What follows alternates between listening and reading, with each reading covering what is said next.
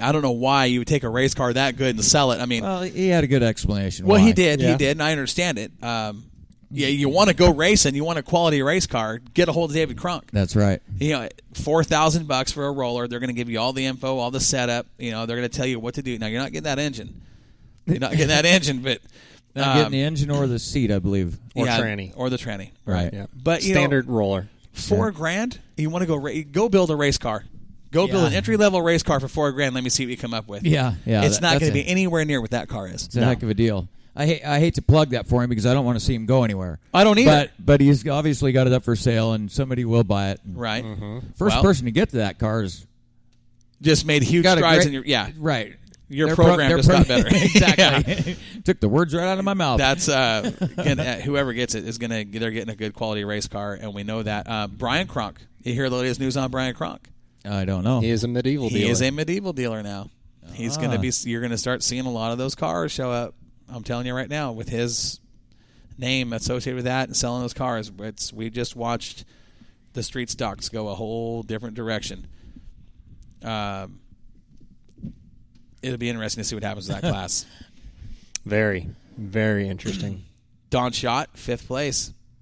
That little Nova. I have told you guys that multiple times in the whole Northwest. That's one of my favorite race cars. Mm-hmm. It truly reminds me about being a kid and watching Don Wilson and those old cars, and that was the super stocks. They were called super stocks back then. Yeah. Where are we at? Where do you want to go? Next division. And that would be your Sportsman. Our Sportsman. Sportsman B mod combination. Look at who timed in fast time there. No surprise. That little 17 B mod of Chris Frisbee. You know what? That did surprise me. That did. That surprised. Of course it did. I mean, no. And I don't mean that in a bad way. But Chris, that's only his second time to Willamette Speedway, and this is a good field of cars. Now remember, he's on the little narrow G60s, where these experienced fast sportsman cars are on the big slicks. He was fast time 17.419 by 0.2, almost 0.3. Yeah, Ryan Emery qualified second fast. Now Ryan he was hauling the mail. He was really moving. 17.666 he qualified.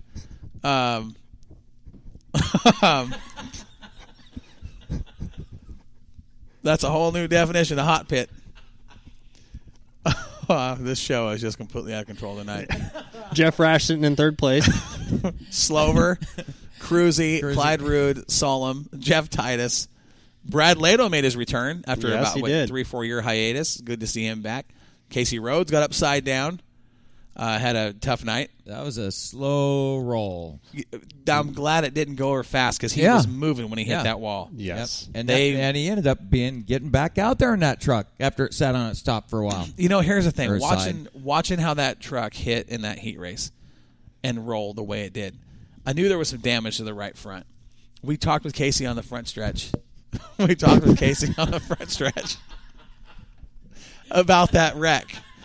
And he said, yeah, we're going to hit the car back out. We're going to run. There was damage to this, there was damage to that, and this, and uppers and lowers. And I mean, two wheels. I mean, he damaged a whole bunch of that stuff on that right side. And I think it might have even got the exhaust.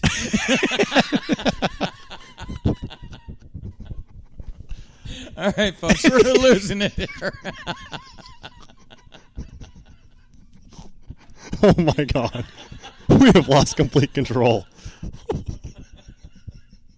Okay, and then Glenn Hackney in 11th. Then Jody Tanner pulling double duty with the same car in the 36 finish. And then Daddy Ken Frisbee. His brother. Oh, I thought it was his dad. Oh, my God. We have a commercial set up. We better go to commercial.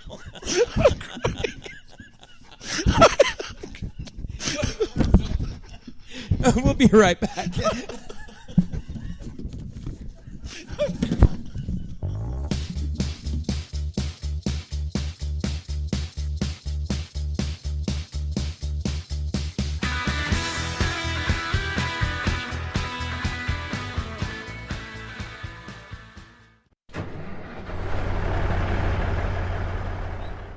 Do you wake up in the morning in a slump?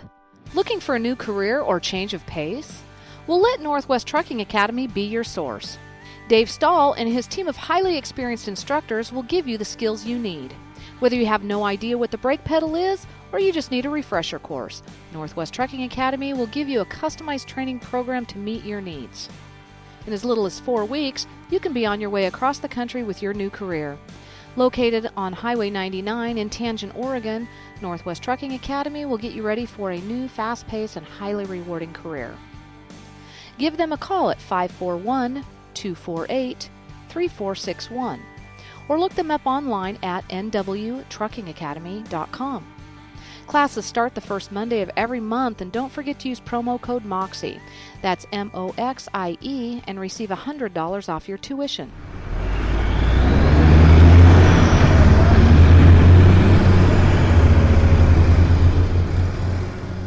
Jetstream Aqua Massage, located in the Heritage Mall, is your answer for the relaxation you've been looking for. Our massage beds will help you with stress, anxiety, increase circulation, muscle tension, improve sleep, pain reduction, decrease muscle spasms, increase your range of motion, and help with the everyday aches and pains of life. And at only $1 per minute, we'll save you time and money. 20 minutes in one of our machines is equal to 1 hour of traditional massage. We have gift certificates available for the perfect stocking stuffers. All TENS units are on sale now, and don't forget your BioFreeze. Jetstream Aqua Massage. It's not just a massage, it's an experience. Crocker's Cars is located on Santiam Highway across the street from Walmart in Lebanon, Oregon. We've been providing the finest pre-owned cars, trucks, SUVs, and RVs since 1983. Crocker's Cars has been in business for 31 years, offering quality used vehicles that meet your needs. With our experience and professionalism and no-hassle buying, customers really do come first here at Crocker's Cars. Crocker's Cars, where quality is the difference. Look us up on the web at crockerscars.com for a full line of inventory, or give us a call at 541-258-2175. 541-258-2175.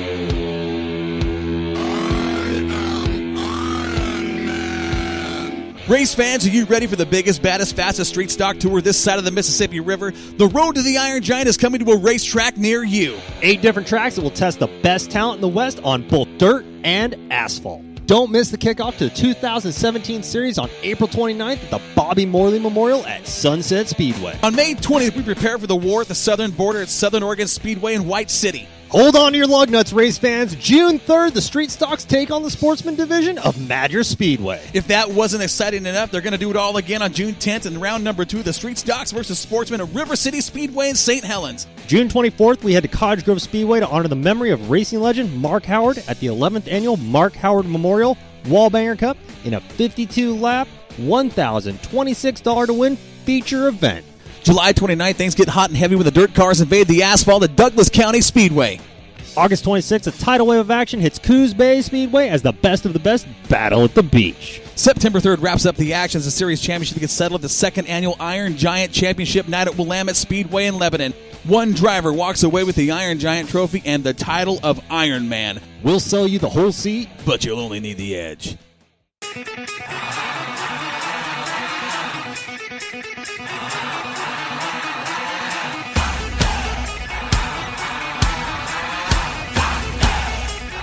Now, back to the Jetstream Aqua Massage Studio for more Northwest Dirt News live on Spreaker Radio.